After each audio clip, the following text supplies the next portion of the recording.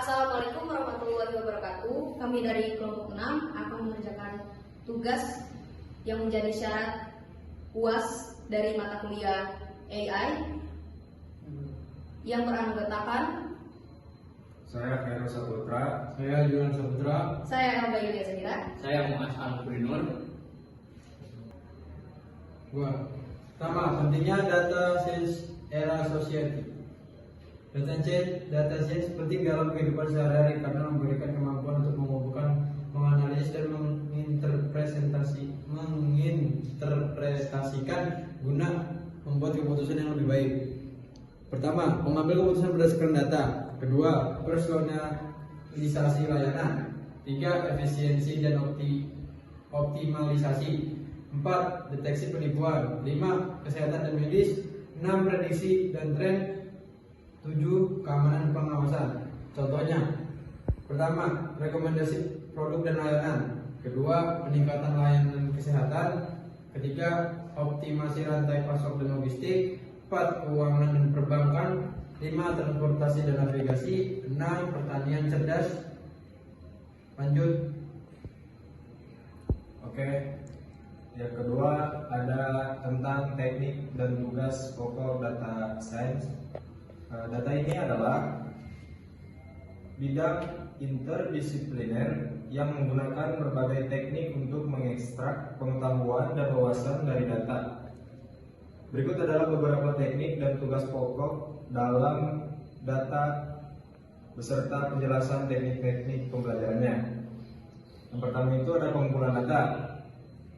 Mengumpulkan data dari berbagai sumber seperti database, web, sensor, dan API atau API. Yang kedua itu ada pembersihan data. Pembersihan data itu proses membersihkan data dari kesalahan, duplikasi, dan inkonsistensi untuk memastikan kualitas data yang baik. Yang ketiga itu ada eksplorasi data, yakni mengeksplorasi data untuk memahami struktur, distribusi, dan hubungan antar variabel dengan menggunakan teknik visualisasi data seperti plot, histogram, dan heatmap. Yang keempat itu adalah pemodelan data, adalah membuat model yang dapat menggambarkan pola dalam data, teknik pembelajaran yang digunakan. Yang kelima, evaluasi model adalah menilai kinerja model menggunakan metrik seperti akurasi, presisi, recall, dan ROC, AUC. Teknik evaluasi meliputi cross validation, membagi data menjadi beberapa subset, dan menggunakan subset tersebut untuk melatih dan menguji model secara bergantian. Ya, izin melanjutkan perkembangan AI di Indonesia. Yang pertama ada AI dalam e-commerce. Banyak platform di Indonesia seperti Tokopedia dan Bukalapak menggunakan AI untuk meningkatkan pengalaman pengguna. Yang kedua ada AI dalam layanan keuangan. Perbankan dan fintech di Indonesia seperti Bank BRI dan OVO telah mengadopsi teknologi AI untuk berbagai aplikasi.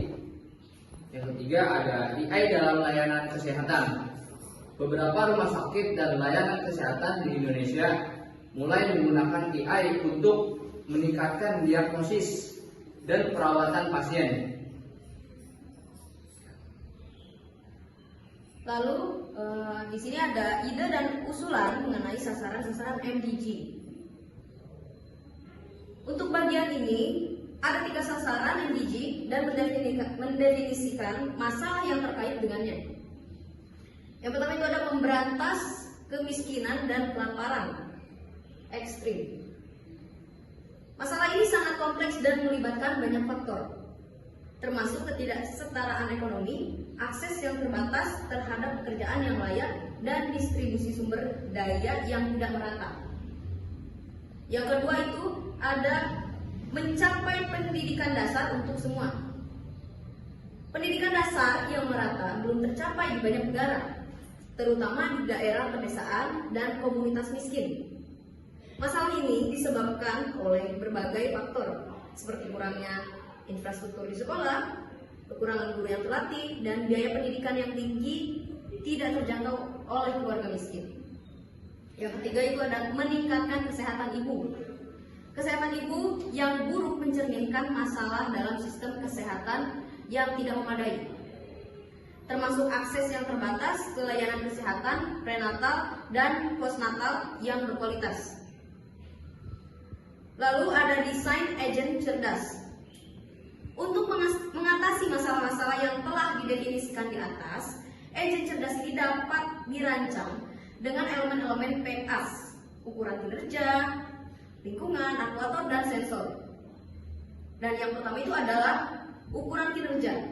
Ukuran kinerja untuk agen cerdas ini harus menjadi solusi yang efektif dan efisien untuk membantu pemerintah dan pemangku kepentingan terkait dalam mengentaskan kemiskinan ekstrim dan kelaparan. Yang kedua itu ada environment. Lingkungan di mana agen cerdas beroperasi dalam penanganan bencana alam mencakup geografis, populasi, dan infrastruktur. Lalu ada juga data cuaca dan geologi. Dan yang ketiga itu ada pemantauan kesehatan. Agen AI dapat membantu kondisi kesehatan ibu hamil dengan mengumpulkan dan menganalisis data dari perangkat medis seperti gelang pintar, monitor tekanan darah, dan alat pengukur glukosa.